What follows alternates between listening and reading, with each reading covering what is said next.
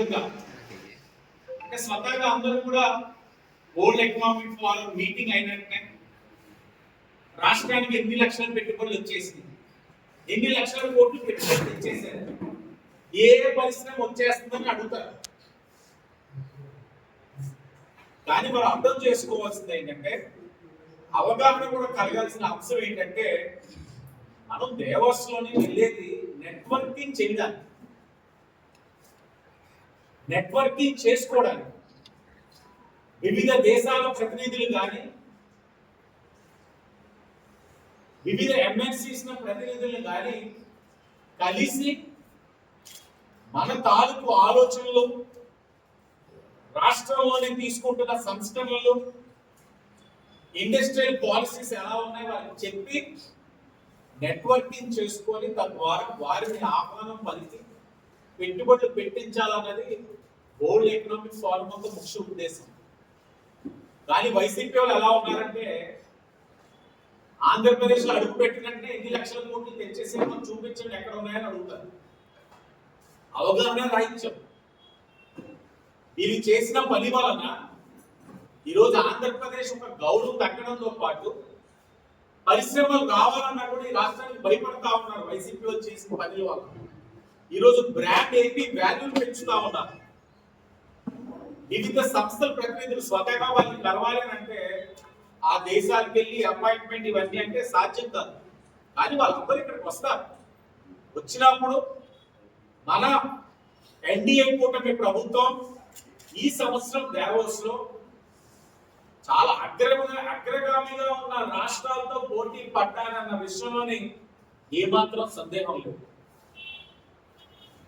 పెద్ద పెద్ద ఎంఎన్సీస్ ప్రతినిధులు ఉత్సాహం చూపించారు, మొగ్గు చూపించారు.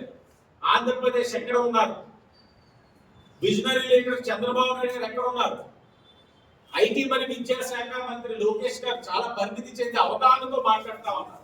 ఎక్కడ ఉన్నారు, ఎక్కడ కూర్చుంటా ఉన్నారు తెలుసుకొని మరి వచ్చి ఏపీ టీంతో కూర్చొని ఏ విధంగా రాబోయే రోజుల్లో రాబోతా ఉన్నారన్నది ఒక స్పష్టత ఇచ్చి వెళ్ళడం జరిగింది. చాలా ఆశాభావంతో ఉన్నారు. ఈ ప్రభుత్వం దావోస్ లో చేసిన విధానం వల్ల, అక్కడ చేసిన నెట్వర్కింగ్ వల్ల చాలా ఆశాజనంగా ఉన్నాం. ఈరోజు ఈ రాష్ట్రంలోని పారిశ్రామిక అభివృద్ధి కానీ, పారిశ్రామికవేత్తల కోసం కానీ తీసుకున్న పాలసీలు అన్నిట్లు మించి స్వర్ణాంధ్ర 2047 దీనిపైన ఒక చర్చ. అక్కడ 2020 గురించి ఇదే వ్యక్తి బాబు గారు మాట్లాడితే హేళన చేశారు. ఆ రోజు ఆయన ఏదైతే చెప్పారో అన్ని అంశాలు ఈ రోజున అయినాయి. ఇప్పుడు మళ్ళీ 2047 డాక్యుమెంట్, ఐటీ నుంచి AI, green energy, green hydrogen,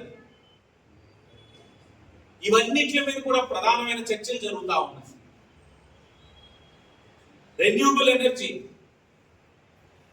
దాంట్లో భాగంగా ఈరోజు నేను కూడా గర్వంగా చెప్తా ఉన్నాం, రాష్ట్రంలో మొట్టమొదటి కార్పొరేషన్ రెన్యూబుల్ ఎనర్జీ ద్వారా సెల్ఫ్ సస్టైన్ అయ్యే విధంగా చేయబోతా ఉంది రాజమండ్రి మున్సిపల్ కార్పొరేషన్. అంటే మా నాయకుడు ఒక విజన్ 2040 ఆలోచనకు అనుగుణంగా మేము కూడా ఇక్కడ అడుగులు వేస్తా ఉన్నాం. పక్కా హామీతో ఉన్నది. రాబోయే రోజుల్లో పరిశ్రమలన్నీ కూడా వస్తాయి, మంచి పెట్టుబడులు పెట్టబోతా ఉన్నారు, తద్వారా మంచి ఉపాధి కూడా కల్పించే పరిస్థితులు అతి దగ్గరలో ఉన్నాయి.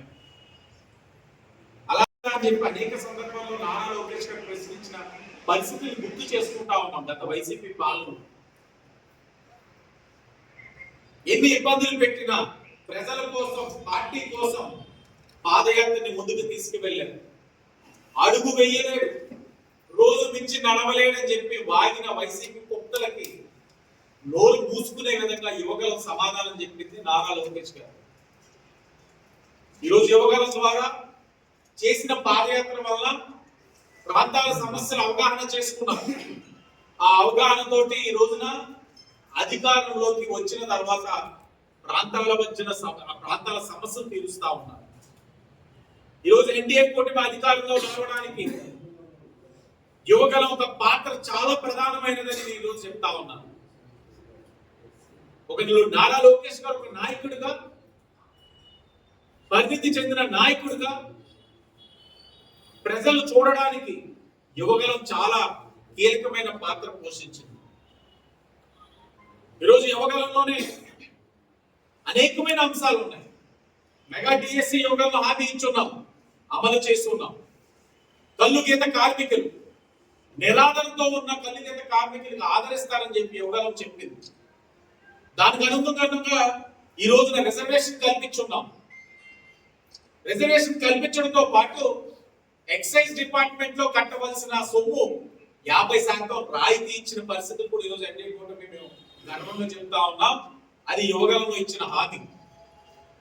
ఇప్పుడే మా కల్లుగీత సోదరులందరూ కూడా గొప్ప పాలాభిషేకం చేస్తా ఉన్నారు ముఖ్యమంత్రి గారికి. ఇది అద్భుతం. ఎప్పుడు కూడా వాళ్ళ కళలో చూడనిది, కల్లుగీత కార్మికుల జీవితంలో ఎప్పుడు చూడనిది, విననిది 10% రిజర్వేషన్ ఎక్సైజ్ లోని కల్పిస్తూ రాయితీ 50%. ఇలా అనేకమైన హామీలు యువగలంలో ఇచ్చుకొని ఈరోజు ఒక్కొక్కటిగా అమలు చేసుకుంటూ వెళ్తా ఉన్నాం. యువగలం రథసారథి నారా లోకేష్ గారికి అభినందనలతో పాటు ధన్యవాదాలు కూడా తెలియజేస్తా ఉన్నాం. ఆయనే కానీ ఈనాడైనా సరే నిరాశ నిస్పృహతో వెనకడుగు వేస్తుంటే ఈ రాష్ట్రం యొక్క పరిస్థితులు ఏ విధంగా ఉన్నాయన్నది, ఉండబోయేదేమో అన్నది ఆలోచించుకోవడానికి కూడా శక్తి లేదు మాకు. రాష్ట్రం కోసం వేధింపులు గురవుతున్న తెలుగుదేశం పార్టీ కార్యకర్తల నాయకుల కోసం ధైర్యంగా అడుగు ముందు వేసాడు నారా లోకేష్. ఎదుర్కొన్నారు, పోరాడారు.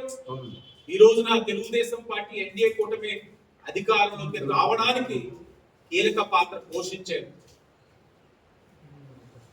యువకులు ఇచ్చిన స్ఫూర్తితో తప్పకుండా మేమందరం కూడా ముందుకు వెళ్తాం.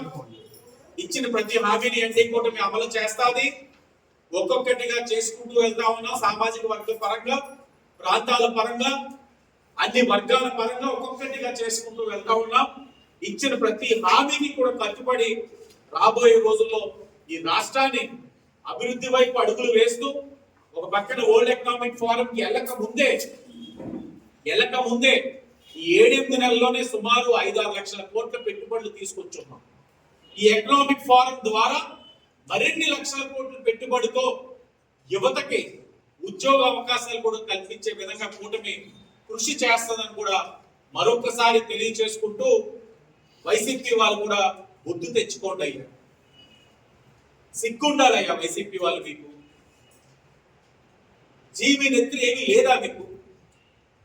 గత వరల్డ్ ఎకనామిక్ ఫోరం మీ నాయకుడు జగన్మోహన్ రెడ్డి వెళ్ళాడా? మీ ఐటీ మంత్రి చలేస్తుంది, అక్కడికి వెళ్తే స్నానం కూడా చేయలేమని చెప్పాడా లేదా? మరి సిగ్గు శరం లేకుండా వచ్చి ఇంత కష్టపడి ఇంకా చెప్పాలి. యువ నాయకులు లోకేష్ గారు, భరత్, రామ్మోహన్ నాయుడు ముసలోళ్ళ కోట్లు వేశారు.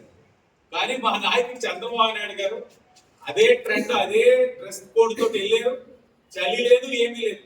ఆయనకు ఒక్కటే జయం, పెట్టుబడులు ఆకర్షించాలి, తీసుకురావాలి. ఇంత కష్టపడి -10 degrees లో ఇంత కష్టపడతా ఉంటే మీరు ఇంకా విమర్శిస్తా ఉన్నారంటే ఇంకా మిమ్మల్ని ఎవరు క్షమించరు. ప్రజలు ఆనందంగా ఉన్నారు, మీరు ఆ భ్రమలోనే ఉండండి. తప్పకుండా మీరు ఎన్ని విమర్శించినా మేము చేయవలసిన కార్యక్రమం చేస్తామని కూడా తెలియజేస్తూ ధన్యవాదాలు.